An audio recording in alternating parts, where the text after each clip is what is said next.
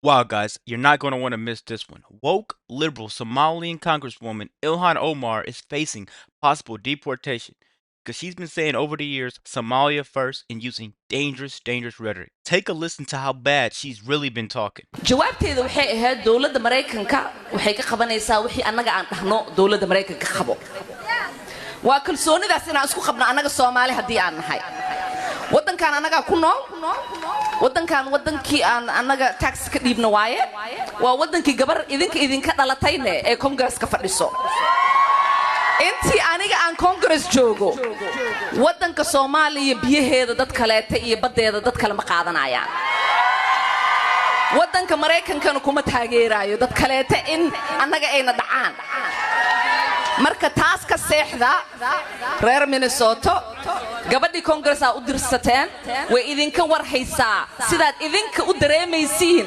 dantaas ay u dareemeen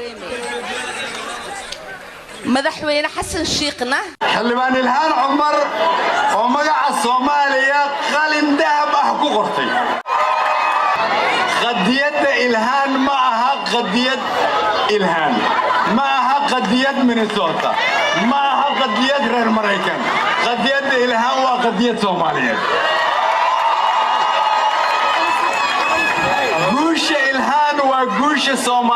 Now you gotta be asking yourself, how do we elect these people? And the answer is, we don't. Somalians do.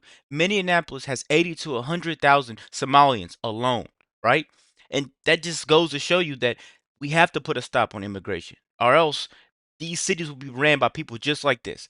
Listen to this governor right here. Maaga Egawa Jacob Fry, Doke Magalada, Minneapolis.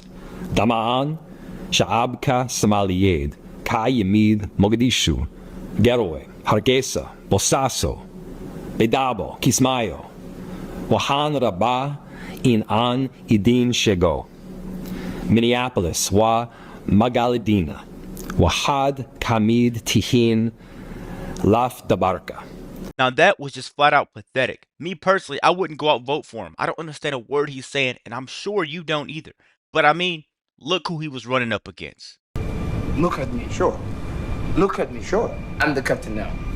All right, you guys, I'm just playing. I mean, he was running up against this guy, Omar Fateh. Assalamu alaikum. Assalamu alaikum. Somalia. Somalia. Hiran State. Mawisle. Mawisle. Early voting was Hadda illa November 4. I need your vote. I need you. Now what's terrifying is that guy is already a state senator in Minnesota.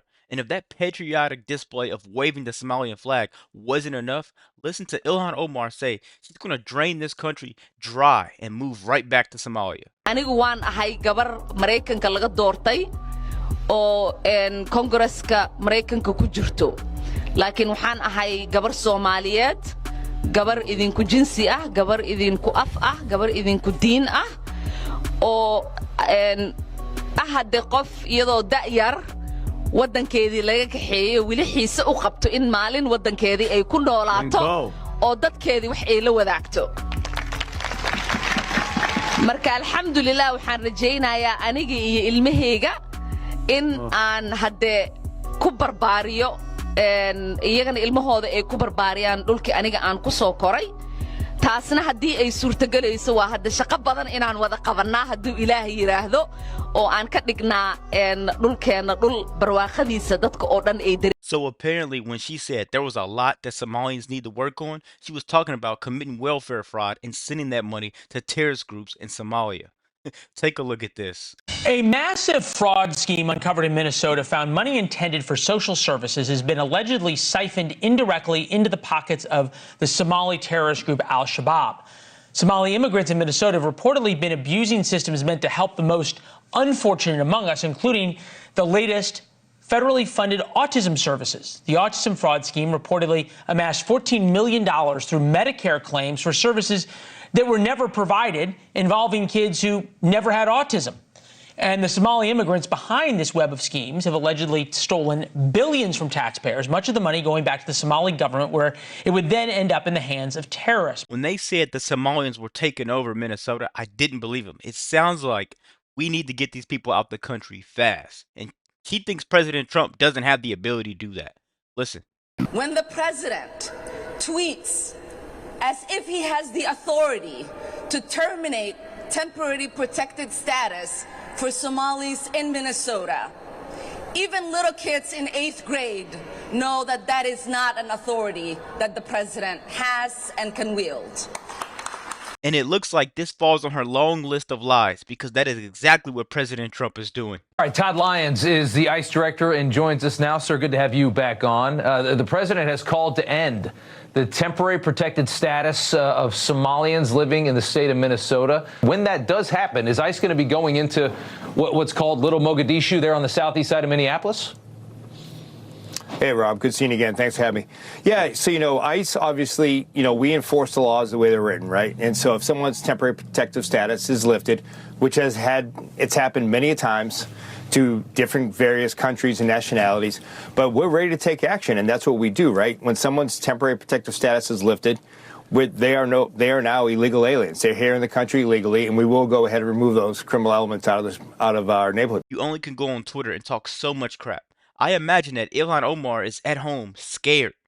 Take a listen to hear how bad the fraud actually was. Our officers encountered blatant marriage fraud, visa overstays, people claiming to work at businesses that can't be found, forged documents, abuse of the H-1B visa system, abuse of the F-1 visas, and many other discrepancies.